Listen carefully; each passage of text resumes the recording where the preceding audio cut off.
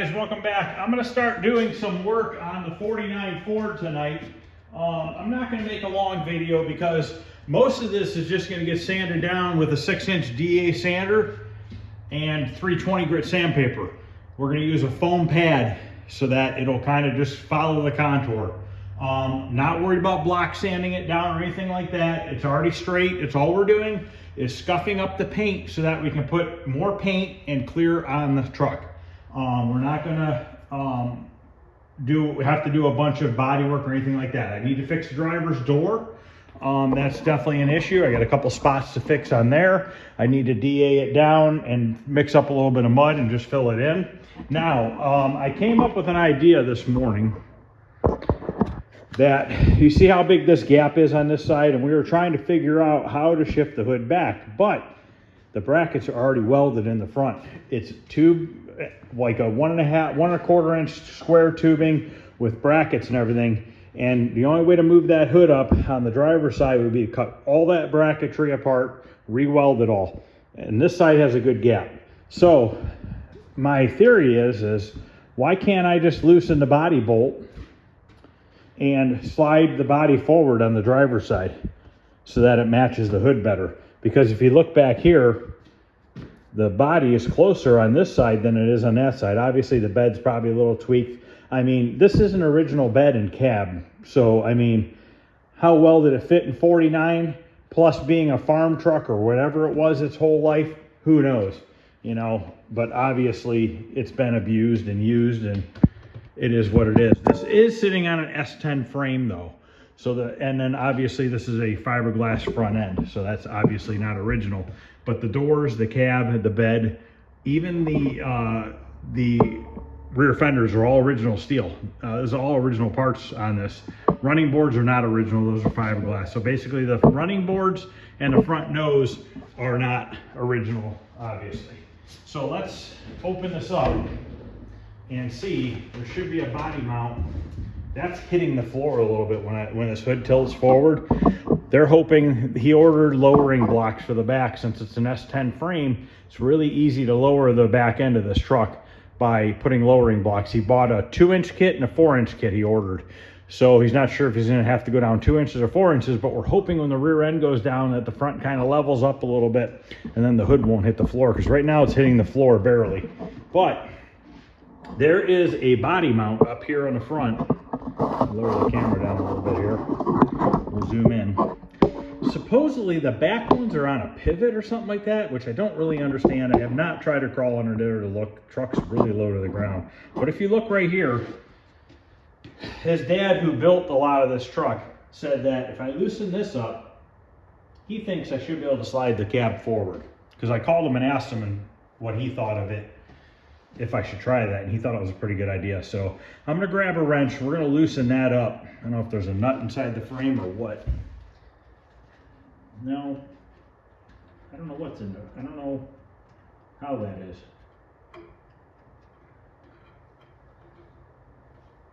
Let me just grab one and see. I think it's 5/8. Okay, let's see what we got here. Now this truck was built to be a daily driver, not a show car. And this thing isn't even tight. So why is that? Why is that not tight? I don't know if it's going to want to move forward because of this brace right here. But I need to figure out why that's not tight. I feel a nut between the frame and the body as like a spacer, but I can't get my finger into the frame itself to see if there's a nut on the bottom side.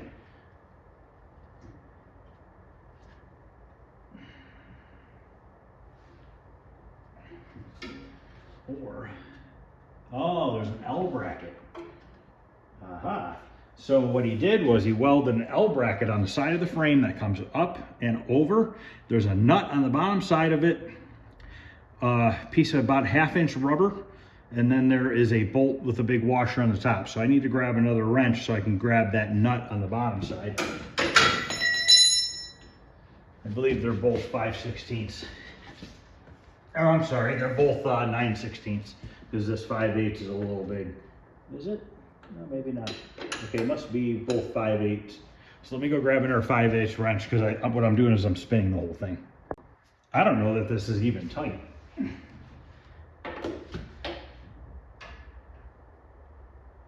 don't know if I can get a wrench in there.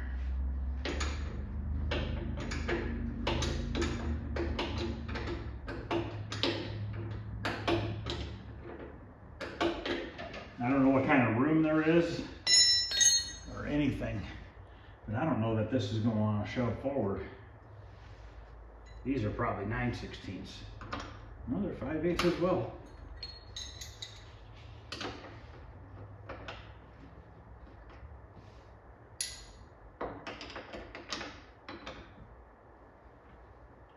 Five-eighths, but the nut's 9/16, which is odd. Usually it's the opposite way.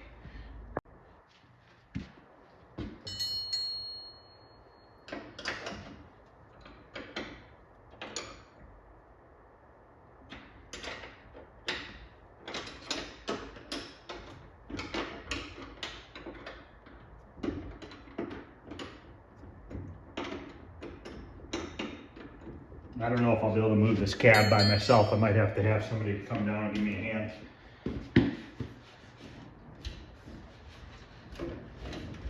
I don't know that it's even gonna move, to be honest with you.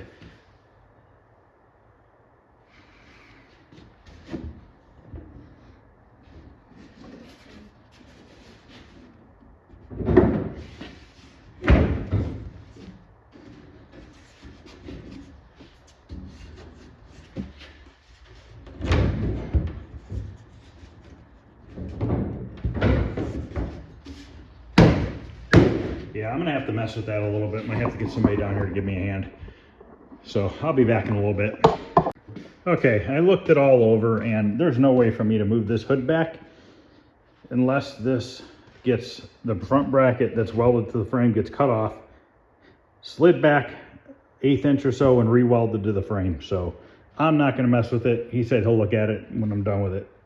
So yeah, I don't have time to get into all that.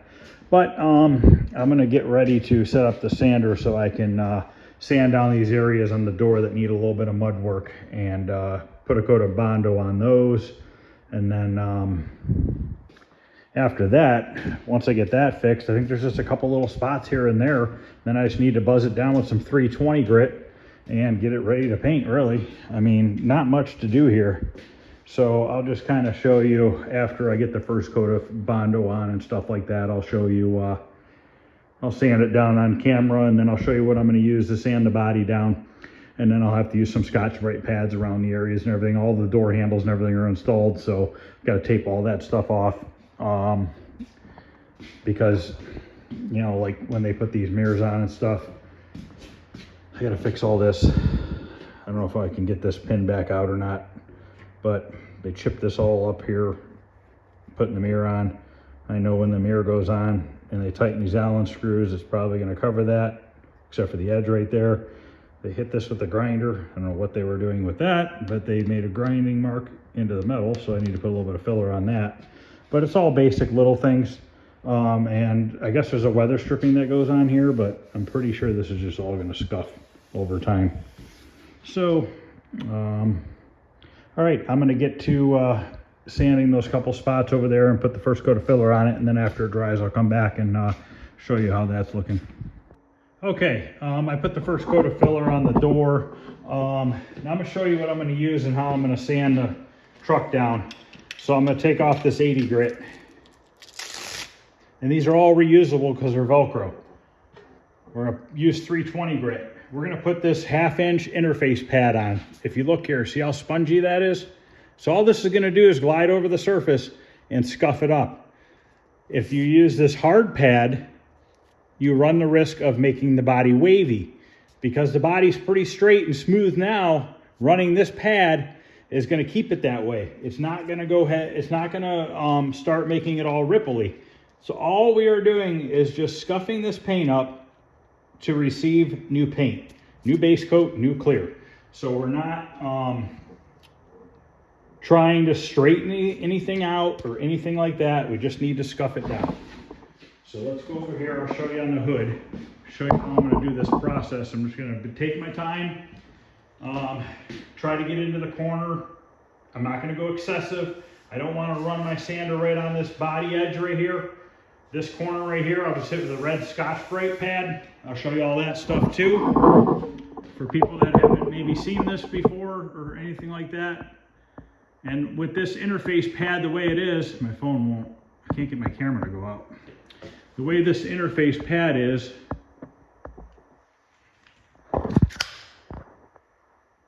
hold on. Okay, camera jammed up there. The way that this interface pad is, you can really go over rounded edges and stuff too.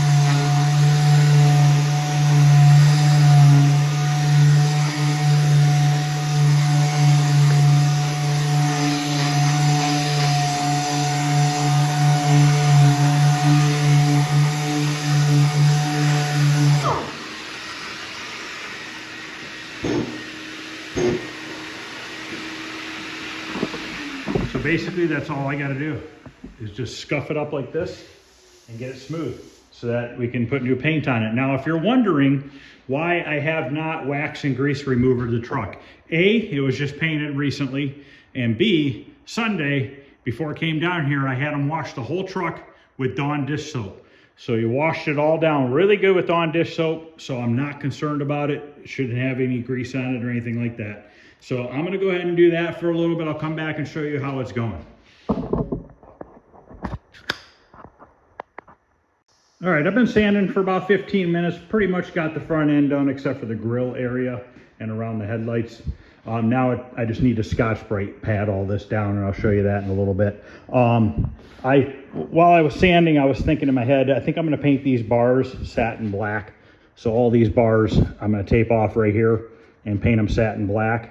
I just think it's gonna make this look a lot better in the front. I'm not gonna tell him I'm doing it. I'm just gonna do it because I'm pretty positive he's gonna like it, because he already has black rims, black mirrors, black door handles. It's just gonna kind of bring some of the black to the front of the vehicle. I think it's just gonna make that grille stand out a little bit more, make it look a little better in my opinion. So now, so you guys know this vacuum system here, okay? I always wear a mask. It's right there. I usually always wear a mask. But when you see people sanding with these without a mask, it's really not that big a deal, because I sanded this whole entire front end of this truck with the vacuum on, and look at the windshield, look around the windshield and everything. There's no dust, okay? Is there some dust on the surface? Yes. Is it in the air? No. And I'm gonna show you how I get the dust off of this surface before I blow the truck off, because I suck a lot of it up with a brush attachment. I'll show it to you. With the brush attachment with the vacuum, because right here, it's dusty right now, but I just use this and I go over the body and I brush it off. It's really, really fine bristles. Are not gonna hurt or scratch anything. And I get most of the dust off with that, and then I blow it off. It just keeps the shop a lot cleaner. Now, when you're sanding Bondo and stuff, you do get some debris falling to the ground, but once again, it's not airborne. So that definitely helps a lot. I mean, look at the back of the truck here. There's no dust on it. So clearly, you guys can see how well those vacuums work, and it's definitely worth the money. If this is something you're doing full time, that is probably, in my eyes, would be a must-have thing to have. I don't think body shops should run without them, to be honest with you, because why breathe it in when you can buy that? Yes, it's expensive. The vacuum's like $1,200 or $1,500, but you have two attachments. You can run, two guys can be using this thing at the same time. So, I mean, why not? You know, why not save your lungs? Why not save shop cleaning time and all that stuff? It'll pay for itself in no time.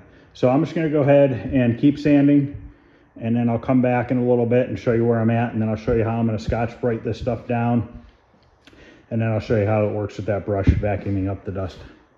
Okay, so basically, I'm gonna take a red Scotch-Brite pad, and I like to go over the whole entire vehicle with it, not just the edges, just to kind of make sure that I got everything.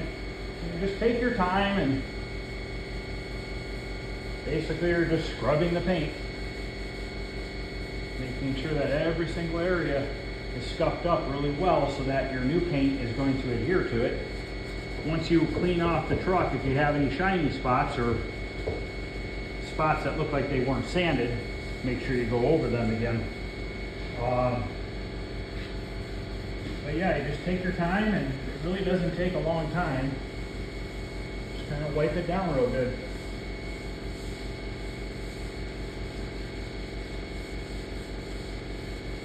Get your finger in all the cracks and crevices. And then what I like to do with the vacuum is take that brush attachment,